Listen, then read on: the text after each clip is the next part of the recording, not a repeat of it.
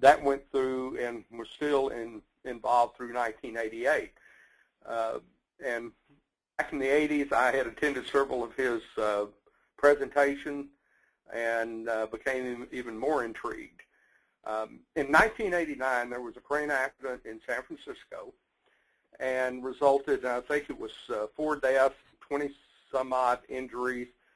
And at that particular point, when going through and analyzing it, so often the response was, well, that's not my job, which you hear quite often.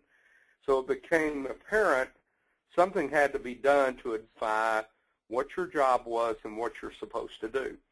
American Society of Civil Engineers put together a task force committee that developed and ultimately published officially in 1988 this ASCE Manual and Reports on Engineering Practice number 93, Crane Safety on Construction Sites. I taught a 2.5-day course at the University of Wisconsin on this manual from 1998 till about 2004, at which time it became apparent that ASME, which your standards are always the last ones to come into line because they're letting things play out, they're letting what works, what doesn't work.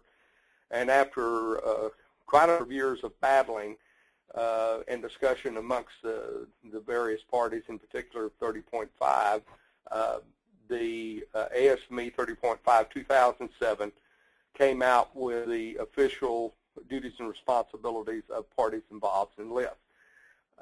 So that's kind of the history as it came about.